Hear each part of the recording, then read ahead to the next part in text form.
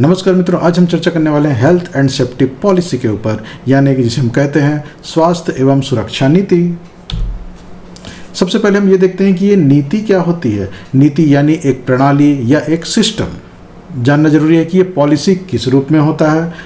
यह एक लिखित वचनों की सूची का दस्तावेज है जो कि संयंत्र या प्रबंधन के शीर्ष अधिकारी द्वारा हस्ताक्षरित होता है।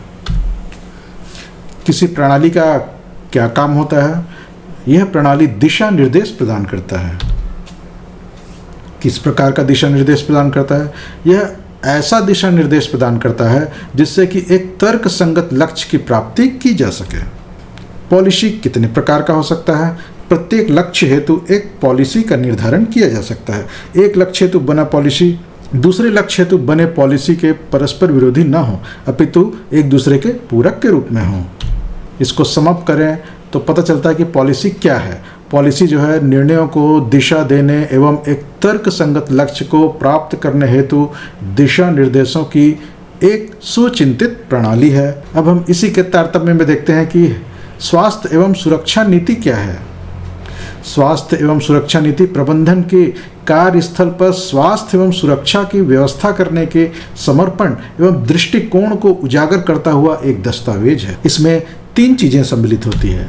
सबसे पहला, इसमें संगठन का या फैक्ट्री का लक्ष्य या उद्देश्य लिखा होता है। दूसरा, इसमें भूमिकाएं एवं जिम्मेदारियों के बारे में बताया होता है कि स्वास्थ्य एवं सुरक्षा की व्यवस्था करने की विशिष्ट जिम्मेदारी किसकी है और उसकी क्या क्या जिम्मेदारी है। तीसरा है, यह व्यवस्थाओं के बारे में बताता है कि कार्यस्थल पर जो जोखिम है स्वास्थ्य और सुरक्षा के लिए उनका प्रबंधन कैसे होगा, जैसे कि रिस्क असेसमेंट के द्वारा या सेफ्टी मेथड्स के द्वारा, सेफ्टी ऑडिट्स के द्वारा, सेफ्टी ट्रेनिंग के द्वारा, सेफ्टी कमेटी मीटिंग्स के द्वारा, on site emergency plan, evacuation plan इत्यादि के द्वारा इन सब की व्यवस्था की जाएगी। अब हम ये देखते हैं कि स्वास्थ्य और सुरक्षा नीति का फायदा क्या होता है। सबसे पहले तो इसमें कर्मियों का व्यक्तिगत विकास होता है। दूसरा है, इसमें जो संस्था को वित्तीय हानियाँ जो अनेक प्रकार की होनी रहती है, जो हेल्थ में प्रॉब्लम के कारण या एक्सीडेंट्स के कारण होती है, वे सारी हानियाँ कम हो जाती है। लोगों का मनोबल बढ़ता है, जिससे संगठन का निष्पादन अनेक क्षेत्रों में उन्नति को प्राप्त होता है। अब इस नीति की समीक्षा भी करनी पड़ती है। नियमित अंतरालों पर इसकी समीक्षा होते रहनी चाहिए। सबसे अच्छा होता है कि साल में एक बार जरूर इसकी समीक्षा हो ही जाना चाहिए और आवश्यकता अनुसार बीच बीच में जब भी आवश्यक हो समीक्षा किया जा सकता है। अब छत्तीसगढ़ कारखाना नियम में इसके बारे में विशिष्ट नियम बताए गए हैं। नियम क्रमांक 126 में बताया गया है कि स्वास्थ्य एवं सुरक्षा नीति क्या होगा और कैसे उसका इस्तेमाल किया जाएगा। उसमें बताया गया है कि प्रत्येक फैक्ट्री का ऑक्यूपायर या अधिभोगी अपने कर्मियों के लिए कार्य के दौरान स्वास्थ्य एवं सुरक्षा संबंधित अपनी नीति का लिखित वचन तैयार करेगा। दूसरा, इसमें यही बताया गया है कि किन फैक्ट्रियों को इस नीति को बनाने में छूट होगी। ऐसी सामान्य फैक्ट्रियां जिसमें 50 से कम कर्मी हैं और वे फैक्ट्री एक्ट के शेड्यूल 1 में दिखाया गया जो सूची है हजार्डस इंडस्ट्रीज का, उसमें शामिल नहीं है, या फिर फैक्ट्री एक्ट की धारा 87 के तहत सूचित किए गए डेंजरस ऑपरेशंस वहाँ संपादित नहीं होते हैं, उन फैक्ट्रियों को in health and safety policy बनाने से छूट प्रदान की गई है।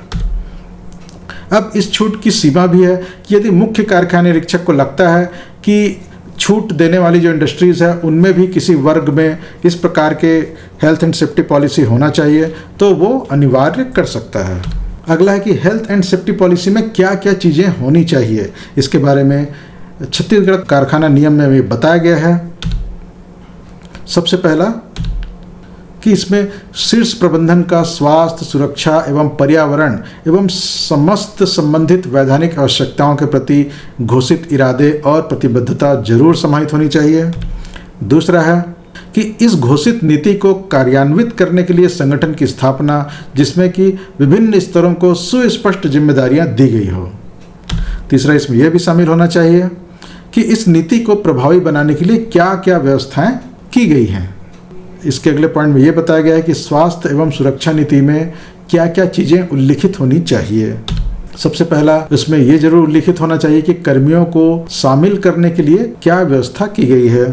दूसरा है कि विभिन्न लोग जब प्रमोशन पाते हैं तब उनके स्वास्थ्य एवं सुरक्षा में निष्पादन की जो स्थिति है उसको भी अकाउंट में लिया जाएगा, कंसिडर किया जाएगा, उसके अनुसार ही उनका प्रमोशन किया जाएगा। ये भी जरूर आना चाहिए। और ये भी आना चाहिए नीति में कि परिसर में जितने भी लोग प्रवेश करने वाले हैं, चाहे वो ठेकेदार हो, उप ठेकेदार हो, ट्रांसपोर्टर्स हो, कोई भी एजेंसी हो, उनके लिए भी जिम्मेदारियों का निर्धारण किया जाना चाहिए। और ये भी बताया गया है कि कारखाने के वार्षिक वृत्तांत में, यानी कि जो एनुअल रिपोर्ट होता है, उसमें भी हेल्थ एंड सेफ्टी का जो परफॉर्मेंस है उसका संक्षिप्त विवरण उसमें होना चाहिए। कारखाना नियम ये भी कहता है कि स्वास्थ्य, सुरक्षा एवं पर्यावरण पर स्थिति का पीरियोडिकल इवेल्युएशन होना चाहिए, सेफ्टी ऑडिट के द्वारा, रिस्क असेसमेंट आदि तकनीकों के द्वारा, और उसमें जो भी रिकमेंडेशंस आते हैं उनको यूज़ करना है और उसके द्वारा इम्प्रूवमेंट लाना है। नियम ये भी कहता है कि हम कुछ भी चीज़ें खरीद रहे हैं, चाहे वो प्लांट से मशीनरी हो, उपकरण हो, या फिर हम कोई नियुक्तियां कर रहे हैं कर्मियों की, इन सभी निर्णयों में हमको हेल्थ एंड सेफ्टी को भी इंटीग्रेट करना है। उसके अनुसार ही सामान खरीदना है और ऐसे लोगों को हमको नियुक्तियां देनी है। और ये भी बताया गया है कि जो भी विभिन्न स्तर के कर्मी हैं उनको हमको इन्फॉर्मेशन देना है, ट्रेनिंग देना है, रीट्रेनिंग देना है, इसके बारे में भी पॉलिसी में बताया गया हो।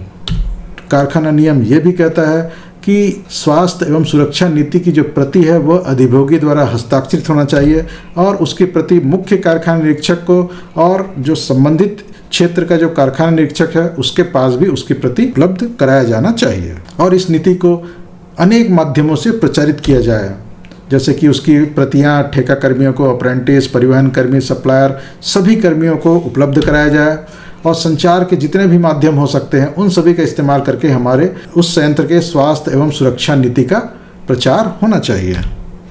और उसकी भाषा ऐसी होनी चाहिए जो कि अधिकांश कर्मियों द्वारा समझी जा सके।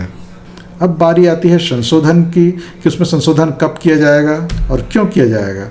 जब भी उचित हो तो अधिभोगी इस नीति को संशोधित कर सकता है, लेकिन कुछ ऐसी परिस्थितियां जबकि आवश्यक रूप से संशोधित होना ही चाहिए। जैसे कि संयंत्र में जब भी कोई ऐसा एक्सपांशन किया जाता है या ऐसा कोई चेंज लाया जाता है, मॉडिफिकेशन किया जाता है कि जिससे कार्यरत लोगों के स्वास्थ्य एवं सुरक्षा प्रभावित होती हो, तब जरूर उस नीति को संशोधित किया जाना चाहिए। और दूसरा, जब भी निर्माण प्रक्रिया में ऐसा कोई पदार्थ या वस्तु प्रवेश हो रहा हो या इस्तेमाल किया जा रहा हो पहली बार, जिससे कि उसके संपर्क में आने वालों का स्वास्थ्य एवं सुरक्षा प्रभावित हो रहा हो या हो सकता हो, तब भी हमको अपने स्वास्थ्य और सुरक्षा नीति में परिवर्तन करने की आवश्यकता है। तो मित्रों, ये रहा स्वास्थ्य एवं सुरक्षा नीति के बारे में आवश्यक जानकारियां जो कि हम सबको जानना बहुत जरूरी है। ये जानकारी आपको कैसी लगी? अगर पसंद आया हो तो इसे लाइक जरूर करें और अपने मित्रों को भी शेयर करें। और अगर अब तक आपने इस चैनल को सब्सक्राइब नहीं किया है तो इसे सब्सक्राइब कर लें, ताकि इस प्रकार के इंफॉर्मेटिव वीडियो आपको हमेशा मिलते रहें। मिलेंगे अगले वीडियो में, तब तक के लिए नमस्ते।